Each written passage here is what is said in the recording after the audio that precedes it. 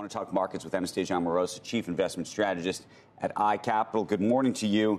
We were just talking before the break about both the fact that Jay Powell has his speech set this afternoon, and then, of course, that's right before the State of the Union, and whether President Biden may think about, and I wonder if they actually share speeches beforehand with each other, whether there's a line or two that may have to get adjusted depending on what Mr. Powell has to say about the economy. What do you think he's going to say, and how different may or it may not be from what we saw last Wednesday, given that we had the jobs report on Friday in between, and it was in a good way hot, but maybe in a bad way hot, depending on your perspective. That's right. Well, I think, Andrew, first of all, the more consequential speech between the two for the markets, I think, is going to be Fed Chair Powell's speech.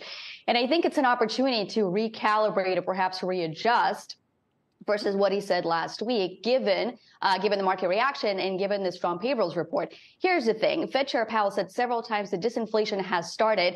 And that's one thing to say that about the goods sector of the economy, because we can see it, we can feel it. But it's a whole different thing to say that about the services sector, because we're not actually seeing a slowdown, meaningful slowdown in wage inflation just yet. And how can you say that we're likely to see a slowdown in wage and service inflation when you're still creating more than 500,000 jobs and when the unemployment rate is at 3.4%?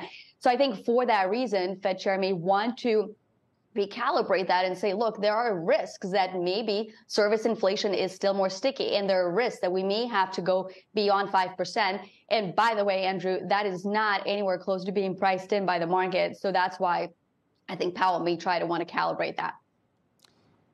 But I think the question I would ask you is, do you think there's going to be a major distinction between what he said on Wednesday last week and what he'd say this week, and how much you think he already knew about these numbers? Well, I think he may have had some, some knowledge or at least some indication, because you also look at the JOLTS report, you looked at the ADP report, and they were hotter than expected. But I think he may want to adjust the market expectation that was so buoyant to his dovish tone. And look, I mean, I think this payrolls report just confirms that it's going to be that much harder to get service inflation down. So it's not that he wants to step away entirely from what he said, but I think the markets are not pricing in key risks right now, and we at least have to allow for some probability of inflation being stickier than expected. And again, financial conditions have continued to ease across the board, so that does not help the mandate. Let me ask you a separate question. Everybody seems to love to hate big tech, And we obviously were talking earlier about Google today, or Alphabet, competing with Microsoft. John Fort, by the way, has a big interview coming up with Satya Nadella later in the day. And the expectation, of course, is the announcement around ChatGPT and functionality around Bing on that. Everybody loved to hate Facebook. They love to hate Meta just, I would say, a year ago, 6 months to a year ago. You look at where that stock is today, and that would have actually been a pretty good trade. A lot of folks have said, oh, don't touch big tech. It's still a falling knife. Is it? Well, big tech is going through a transition, and Meta was probably the first one to go through this transition, and maybe we're starting to see some fruits of that. But big tech is going through a transition from one trend that drove digital transformation to another. It was all about cloud, but now it is clearly transforming to artificial intelligence. And I will say, Andrew, having looked at artificial intelligence years in the past, it is one of the biggest commercial opportunities that we have today. And when you think about who the key beneficiaries of artificial intelligence are going to be, there's several groups. First of all, it is the big tech companies. The reason why they're able to train these AI chatbots is because they have a treasure trove of data. And by the way, they've been doing this behind the scenes for years.